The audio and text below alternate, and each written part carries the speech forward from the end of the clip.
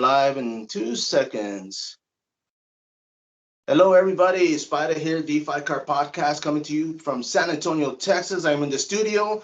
My guest today, not so much, Josh Weston. My man, you just announced yesterday you took a last-minute fight. This is for Bellator MMA.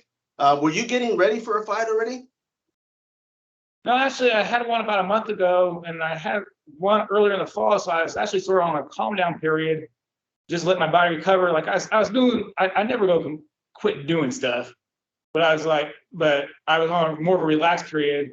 But even my base, I usually stay in really good shape either way, so it wasn't like I was coming from nothing trying to get ready in a week. It's nothing that fazed me as far as being prepared. No, for sure, man. Now, this is going to be at 170 pounds. Are you still at around that weight right now? Usually, I always walk around heavy either way, and my body. I mean, for this point, getting ready for a fight, is only about 3 or 4 pounds heavier than I normally am, and so that's. I mean, I dropped weight pretty good, so I was like, okay, that's no big deal. I just have to tighten it up a little bit this week. No, definitely, man.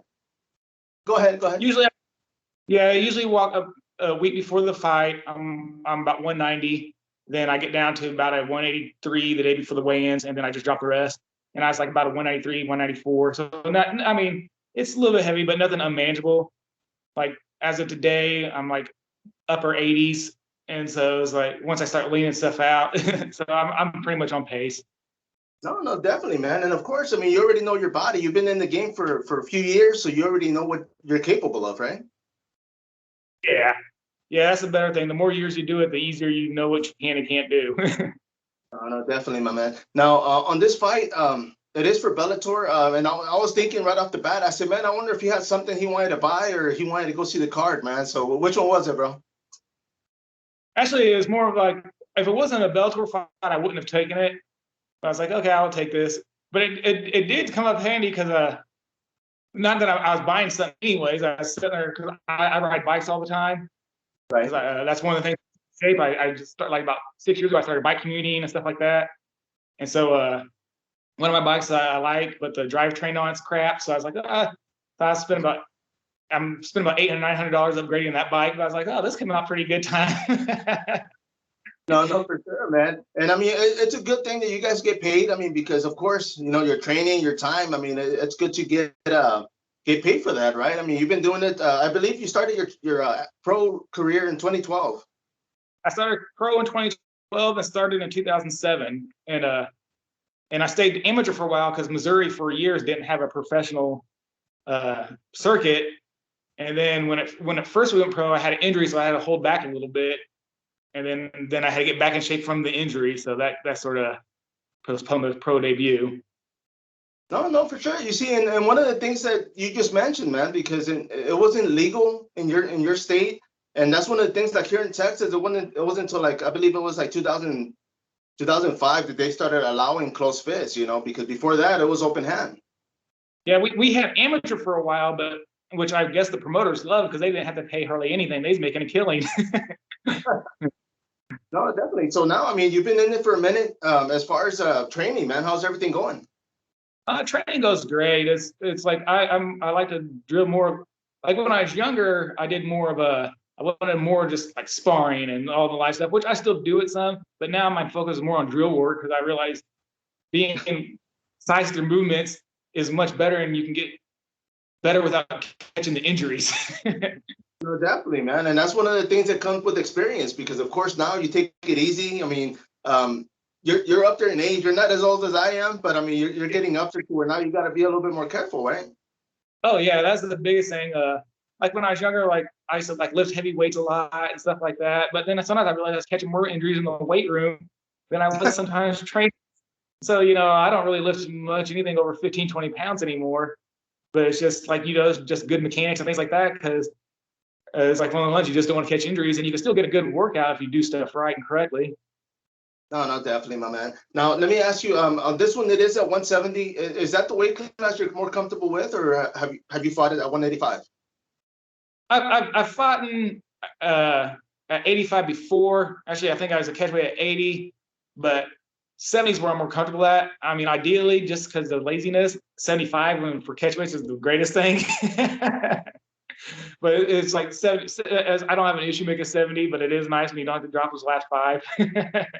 For sure. Now, this fight, man, your opponent, have you looked him up, or are you worried about like what he's bringing to the table? I've heard some stuff about him. I'll probably look him up because there's such short notice. I'll probably look him up in a day or two just to get an idea. But honestly, if most fights, I really don't care too much what they're going to do. If I'm just on, I don't care what someone's going to do. It's like, can you stop me? Right. No, and as I mean, far yeah, as go ahead. But I mean, yes, but you have to watch because you have to be aware of habits. Everyone has habits, so you don't want to get caught on something stupid that they do all the time. I mean, that's the biggest thing to watch out for. No, definitely, man. Now let me ask you, who's in the gym right now helping you, and what gym are you fighting out of? I'm fighting out of Ravens Ridge in St. Louis. Right now, I have like a group of people I work with. Since I've been on a downtime, some of my normal partners aren't around, and because I was just not doing the workout loads with them that we usually set up and schedule. But if I had more time, because I have one of my workout partners, but for the past probably 2 months, because of his schedule, we haven't met up. It's like Joaquin Buckley, and so I haven't gotten anything with him for a while. And then I just found out he's back in town. I was like, well, dang. I was like, I don't know if I'll be able to meet up with him, but we have one of his main workout partners, Max Kareev, who's a great amateur. He'll be turning pro soon. You'll be hearing about him.